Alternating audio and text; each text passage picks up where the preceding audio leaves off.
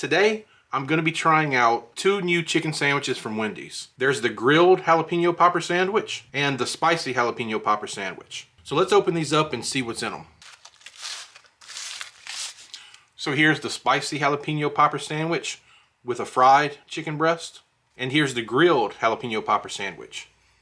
I gotta say, neither one of these sandwiches really look like they did on any of the advertisements. But for the most part, I think that's usually to be expected. Fast food rarely looks as good when you get it in person as it does on the pictures in their advertisements. Both of these sandwiches were $6 and some change. So they're kind of reaching the upper limit of what I'm willing to spend on a single chicken sandwich. I did not see on the website where it said that these were only going to be a limited time item, but I'm guessing that they are going to be. It's been a while since I've had any chicken sandwiches from Wendy's, although from what I remember, they were always pretty good. I don't remember having any of these specialty type sandwiches, but just their regular classic and spicy chicken sandwiches were some of the better ones that I had. I don't believe they're using any type of specialty bun, just their regular chicken sandwich bun. And aside from the fact that these sandwiches don't look like they did on the advertisements, they still look fairly good. The ingredients on both of the sandwiches are the same. They both have a chicken breast, either fried or grilled, and they're covered with jalapeno cream cheese, jalapenos, shredded pepper jack cheese, applewood smoked bacon, and cheddar cheese. They were definitely very stingy with the bacon on these sandwiches. You can see this one in particular, it really just doesn't have much bacon on it. So they could have did a little better there. There are an ample amount of jalapenos, although they could have been spread out a little bit better also. Although these two sandwiches are not overflowing with cheese, I think it will be an adequate amount. And of course, all the toppings are on the top of the sandwiches. There is nothing underneath. From what I can remember of Wendy's, I believe these are both their standard grilled and spicy chicken sandwiches, just with the addition of the jalapeno popper toppings. I'll go ahead and put these on a plate so I can cut into them. First, let's have a look at the grilled chicken jalapeno popper sandwich.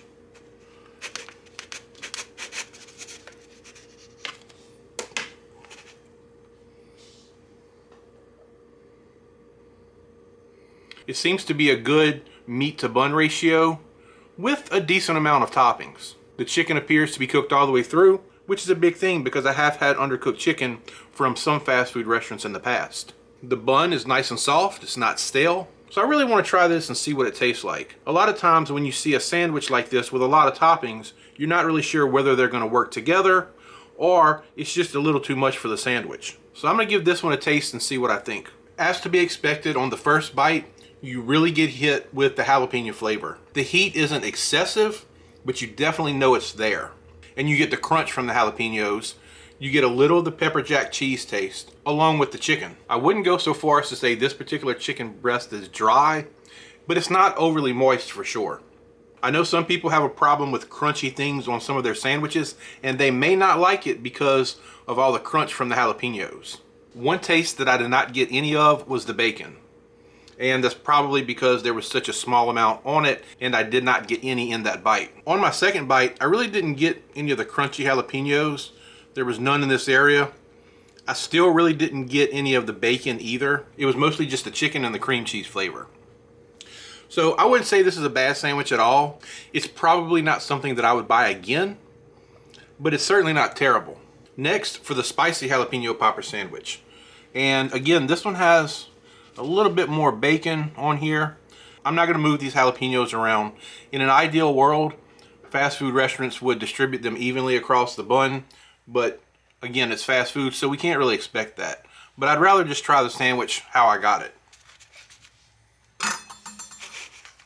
So of course, this is the exact same sandwich, just with a spicy fried patty rather than a grilled patty. And you can see the spices inside of the spicy chicken patty. So I'm wondering how much extra heat this is going to add. I'm going to take a bite and find out. This sandwich is a little spicier than the last one. And the heat is not only coming from the jalapenos, it's coming from the spicy chicken breast. And I really like spicy foods, so it's not too much for me. But I think if you don't care for spicy foods, I probably would not recommend getting the spicy jalapeno popper sandwich. Much like the grilled jalapeno popper sandwich, I got an overwhelming amount of crunchy jalapenos. And even though I don't have a problem with that, as I said earlier, some people may.